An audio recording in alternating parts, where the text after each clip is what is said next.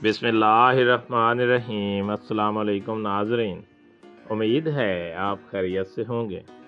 Welcome करते हैं एक बार फिर आपको आपके अपने यूट्यूब चैनल दारुल हिकमत उर्दू पर एक नई वीडियो के साथ।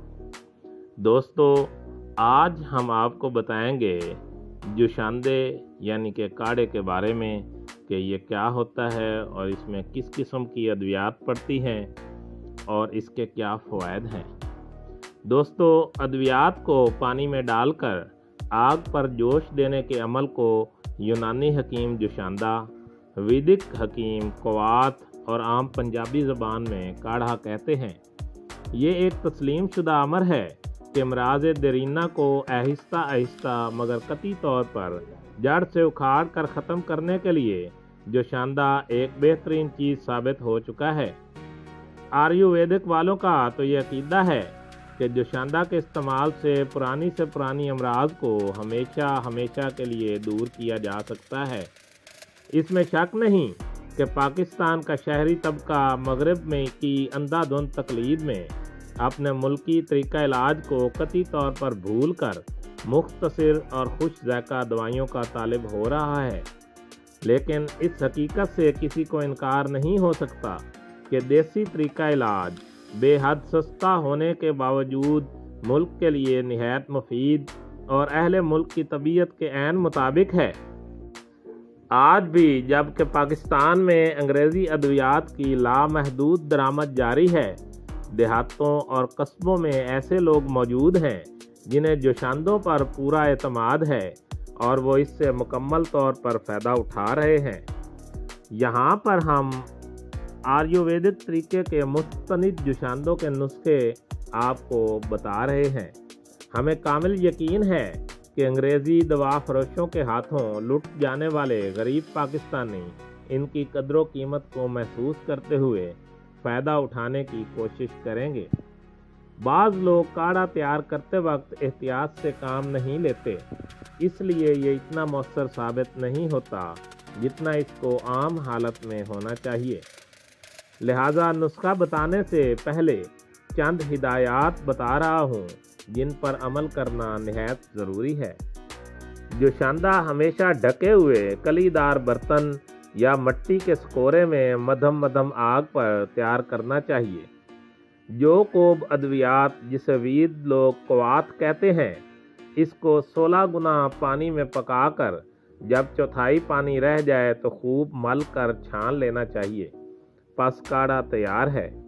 लेकिन याद रहे कि फ़ी खुराक के लिए निस्फ 16 से कम और 2.5 तोला से ज़्यादा जो कोब सफूफ इस्तेमाल ना करना चाहिए।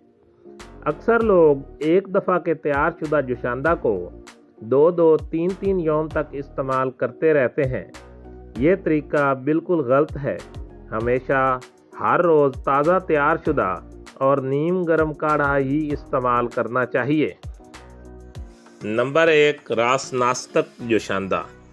इस काढ़े में इशिया तो मुख्तसर सी पड़ती हैं, लेकिन इसके फ़वाइद हैरत अंगेज़ हैं। ख़तरनाक से ख़तरनाक दर्द मसलन गंठिया, कमर दर्द और रिंगन बाव को जड़ से उखेड़ देता है। चक्रवत, गदंगरा, बशीज रत्नावली और शारंदगर वगैरह की किताबों में लिखा है कि पसलियों, पीठ और रान के दर्द के लिए ये अक्सीरी चीज़ है। टांग और कमर के दर्द के लिए और ख़तरनाक गंठिया का निहायत कामिल इलाज है। नुस्खा दर्ज झैल है। बरादा दरख्त देवदार, गोखरू, बीज अरनड, बीज इट सिट यानी कि बसखपरा, रासना, गिलाओ और गुंदा अंबल तास को बराबर वज़न लेकर मंदरजा बाला तरीक़ा से काढ़ा तैयार कर लें। सुबह शाम सूंठ सफूफ बवज़न 4 रत्ती से 1 माशा तक के हमरा नोश करें। हर किस्म की दर्दों के लिए बेहतरीन चीज़ है।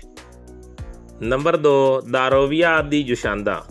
इस जुशांदा में शहद मिलाकर सुबह शाम पीने से दर्द सर, सुस्ती, बेचैनी वगैरह के अमराज बहुत जल्दी दूर हो जाते हैं।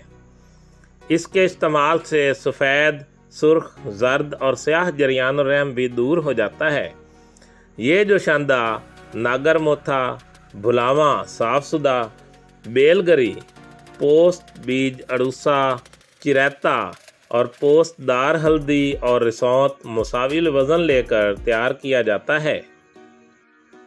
नंबर 3, कई किस्म की दर्दों को रफा दफा करने के लिए ये जोशानदा नहायत मुफीद और बेज़रर साबित हो चुका है।